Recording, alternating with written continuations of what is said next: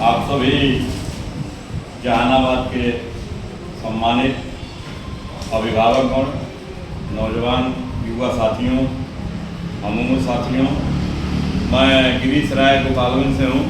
आपके आशीर्वाद से मुखिया, पंचायत समिति सदस्य और विभिन्न सामाजिक संस्थाओं में रहा हूँ।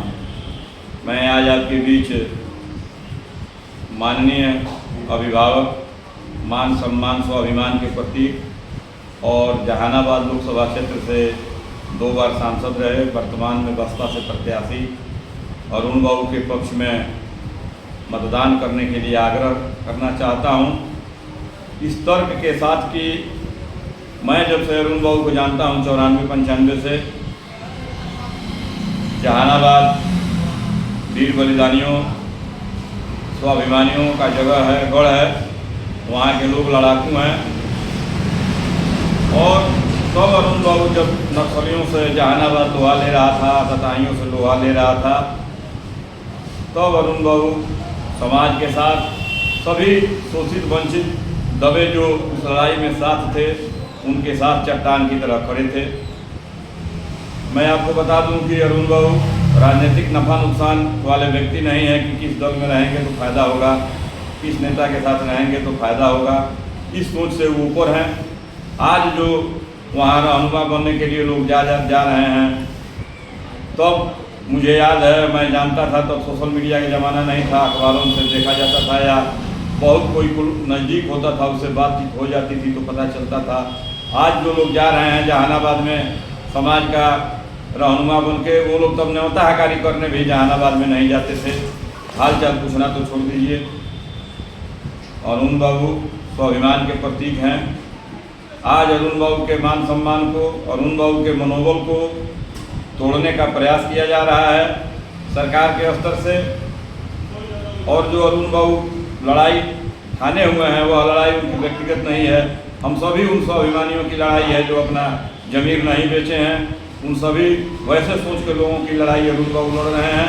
तो हमारा और आपका कर्तव्य और फर्ज बनता है कि अरुण बाबू के मनोबल को टूटने नहीं दिया जाए, अरुण बाबू के हौसले को बढ़ाया जाए। और उसका एक ही उपाय है कि 1 तारीख को ईवीएम के नंबर 1 पर जो अरुण बाबू का चिन्ह है हाथी, उस पर बटन हम लोग आप लोग दबाइए वहाँ। क्योंकि मैं पैर से थोड़ा अस्वस्थ हूँ, नहीं तो मैं अरुण बाबू के लिए वहाँ शुरू से और अभी तक रहता जा करके। लेकिन फिर भी मैं अपने मोबाइल से जो लोग भी हमसे जुड़े हुए हैं जहानाबाद क्षेत्र में, उन सबसे रोज बातचीत करते रहता हूं। और मैंने देखा है दिल्ली में कि जाति पाति धर्म से ऊपर उठ करके जिन लोगों का भी इलाज का काम होता है, अरुण बाबू के वहाँ 2 उनके निजी सचिव हुआ करते थे जो टेबल पर पैड और वहाँ टाइप मशीन रखा हुआ था, और वो टाइप करके और भिन्न अस्पतालों में जिनको जहाँ दिखाना रहता था वहाँ भेजते थे। उनके रहने खाने का भी व्यवस्था वहाँ था। अपनी गाड़ी भी थी, जिनको अपना सुविधा था वो तो अपने सुविधा से चले जाते थे, लेकिन जिनको सुविधा नहीं थी उनको अपने गाड़ी से अरुण बाबू भिजवाते थे विभिन्न अस्पतालों में। मैंने भाड़ा किराया भी देते हुए देखा है कि जिनके पास पैसा घट जाता था अस्पताल में दवाई के लिए, घर आने के लिए उनको पैसा का भी व्यवस्था करते थे। तो हमें गर्व है अपने नेता पर, अपने स्वाभिमान पर कि ऐसे उच्च विचार के, ऐसे स्वामी सहजानंद सरस्वती के, ऐसे स्वामी राजनारायण जी के, ऐसे श्री बाबू के, आज के उनके विचारों को लेकर के चलने वाले अरुण बाबू को आप अपना प्रतिनिधि चुनेंगे। और उनको पूरे बिहार में जो उनके चाहने वाले लोग हैं, बिहार का ऐसा कोई प्रखंड नहीं है जहां अरुण बाबू के 2-4 को लोग नहीं हो, चाहे वो गोपालगंज हो या सीवान हो या कहीं हो। बीच में एक बात आ रही है कि सीवान में फला व्यक्ति के कहने पर भूमिहार लोगों ने समर्थन दिया था हिना साहब को, या हिना साहब फला व्यक्ति को समर्थन कर रही हैं। मैं कहना चाहता हूँ कि सीवान हमारे बगल में है। सीवान की सीमा हमारे घर से 20-25 किलोमीटर से शुरू हो जाती है, 30 किलोमीटर से। सीवान के भूमिहार स्वतः बिना किसी दबाव, बिना किसी लाग लपेट के, बिना किसी व्यक्ति के कहने पर अपने स्वतः अपने से हिना साहब के साथ थे। तन मन धन से 100 में 100% भूमिहार का वोट हिना साहब को गया है, ना कि किसी नेता के कहने से, ना कि किसी भूमिहार जो अपने को मान रहे हैं कि हम भूमिहार के नेता हैं उनके कहने से। सीवान के भूमिहार, एक भूमिहार अपने स्वतः हिना साहब के साथ थे। इसलिए मैं कहूँगा कि किसी के बहकावे में आने की जरूरत नहीं है।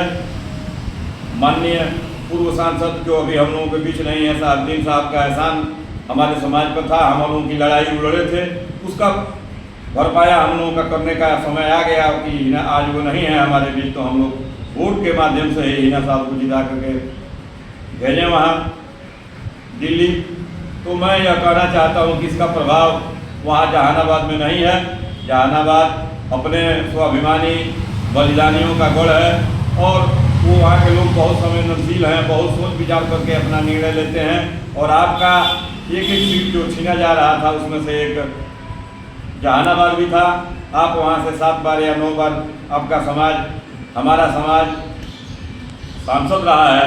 मैं इन्हीं शब्दों के साथ पुनः अरुण बाबू में अपनी श्रद्धा निष्ठा समर्पित करते हुए आप तमाम भाइयों से, अभिभावकों से प्रार्थना करना चाहता हूं कि अरुण बाबू केवल जहानाबाद के मान सम्मान स्वाभिमान नहीं है, अरुण बाबू पूरे बिहार के उन लोगों के मान सम्मान और स्वाभिमान है जिनका सोच स्वामी साराजन सरस्वती, जिनकी सोच स्वामी थी राजनारायण जी, जिनकी सोच श्री बाबू से मिलती जुलती है, उनके विचारों पर चलते हैं।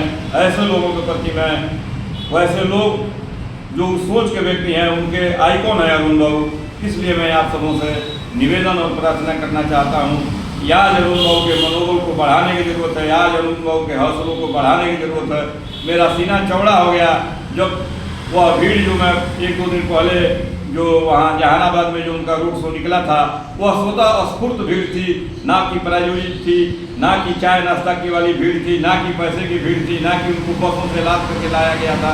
आम आवाम का हुजूम जाति पाति पौवा से ऊपर हट करके, ना कि केवल उसमें भूमिहार जाति के लोग थे, सभी जाति के लोग थे। और उस भीड़ को हमने देखा।